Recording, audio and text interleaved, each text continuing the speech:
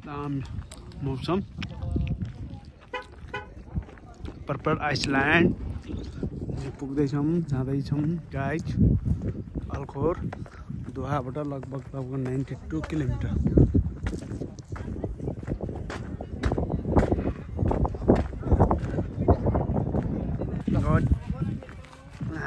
गाइजहरू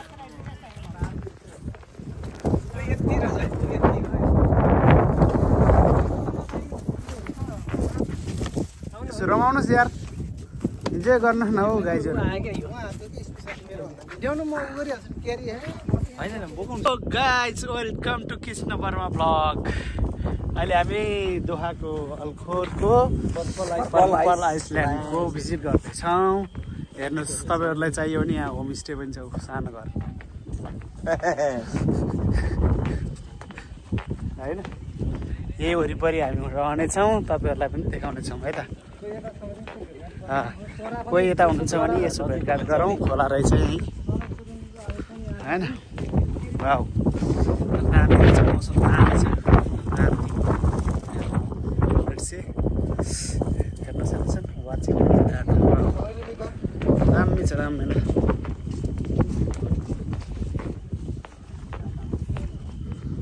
फ्यामिलीहरू आइरहेछन् तर मलाई दामी लाग्यो यो हेर्नु त यस्तो खालको त दामी छ नि होइन ब्याकग्राउन्ड हेर्नुहोस् अब यो चाहिँ ठ्याक्कै अहिले मेरो पछाडि हेर्नु त कस्तो राम्रो सिना छ गर्नुहोस् हेर्नु त कस्तो दामी भयो हेर्नु त साँच्चीको हेर्नु पछाडि कस्तो दामी मलाई त कस्तो मन पर्यो एकदम दामी छ यार चिसो चिसो मौसम होइन एकदम माइलो लाग्यो है गाइज तपाईँहरू पनि आउनुपर्ने आउँदैछ ल एकचोटि चाहिँ म तपाईँहरूलाई के भन्न चाहन्छु भने कस्तो पाराले आउनुहोस् भने टक्क लाएर यसो चियाहरू कफीहरू होइन एउटा बनाएर भाँडामा अनि खाजाहरू जस्तो चना हुन्छ नि सेलरोटी यस्तो तरिकाले के बनाएर टक्क लिएर आउने अनि टक्क लाएर यसो साथीभाइहरू 8-10 जना हुने टक्क अब गाडी हुने गाडी नभएदेखि अब ट्याक्सी होइन अब के हुन्छ के छ हुन्छ त्यो लिने होइन टक्क लिएर आउने हेर्नुलाई गेट हो होइन धेरै नै रहेछ टाढै रहेछ हिँड्दै जानुपर्ने थियो लगभग 10 मिनटको बाटो छ भन्ने कुरो आयो हेरौँ जाऊँ मौसम एकदम च्यालेन्ज दिइरहेछ होइन चिसो हावा हेर्नु न हावा आएर चलिरहेछ त्यो पनि हामी यात्रा निरन्तरता छ अघि बढ्दैछौँ मेन यहाँको आकर्षण भनेर चाहिँ यो ब्रिज रहेछ है यो ब्रिज रहेछ राम्रो लागिरहेछ मलाई टिकटक बन्दैछ यता पछाडि चाहिँ टिकटक बनाउँदैछन् उहाँ जोडीहरूले हाम्रो जोडीहरूले होइन हामी चाहिँ सिङ्गल जोडी भनौँ जोडी नभनौँ भने 4 जना छौँ ती जोडी भनौँ पुरै जोडी छौँ हामी पनि जोडी छौँ है गाइज चिसो लगाएर कपाल ठाडो भएको हालिसक्नु सर यता हेर्नु त हावाले हेर्नु त आमामा कतिको खुसी हुनुहुन्छ यति टाढा आएर पनि लगभग दोहाबाट 90 किलोमिटर होला होइन समथिङ 90 किलोमिटर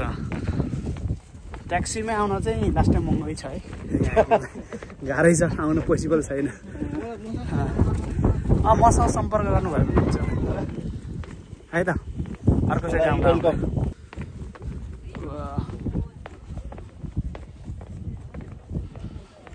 कराउन थाले किरा कराउन थाले मेन आकर्षण भनेको चाहिँ यहाँनिर रहेछ तर अलि हामी लेट आयौँ अलिकति साँझ परिसक्यो त्यो भएको कारणले गर्दा पनि खासै उता देखाएन तर रातिको भ्यू हेर्न चाहिँ दामी छ ल जस्तो के भन्छ गेट प्रवेश थर्ड गेट प्रवेश गर्दैछौँ है त ठिकै यो रहेछ बाटो के यहाँको भित्र आएको होइन खासै देख्न चाहिँ यही देखिँदैछ तर कस्तो भन्दा एउटा पिकनिक जस्तो तरिकाले आउनु चाहिँ दामी रहेछ बसिरहेछ हामी अब ठ्याक्कै